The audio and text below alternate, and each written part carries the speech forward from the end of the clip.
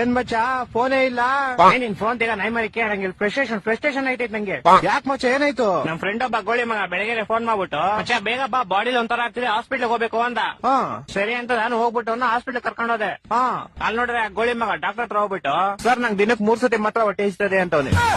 ಯಾವ ಎಲ್ಲ ಆಮೇಲೆ ಅದೀಗ ಡಾಕ್ಟ್ರು ಅದೆಲ್ಲರಿಗೂ ಆಗುತ್ತಪ್ಪ ಅದ್ ಬಿಟ್ಟು ಬೇರೆ ಏನಾದ್ರು ಪ್ರಾಬ್ಲಮ್ ಇದ್ರೆ ಹೇಳು ಅಂದ.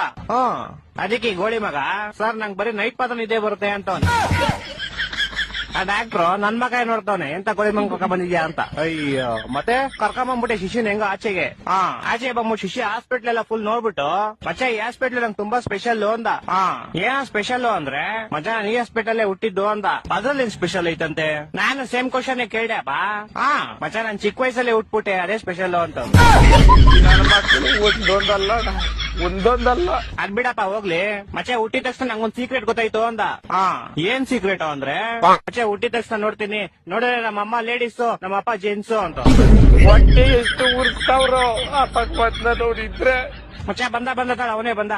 ಮಚ್ಚ ಏನ ಮಚ್ಚ ಗಾಡಿ ಏನೋ ಪ್ರಾಬ್ಲಮ್ ಆಗ್ಬಿಡೈತ್ ಮಚ್ಚ. ಏನಾಯ್ತಾ? ಮಚ್ಚ ಗಾಡಿ ಓಡಿಸಿದ್ರೆ ಟೈರ್ ತಿರುಗ್ತೈತೆ ಮಚ್ಚ.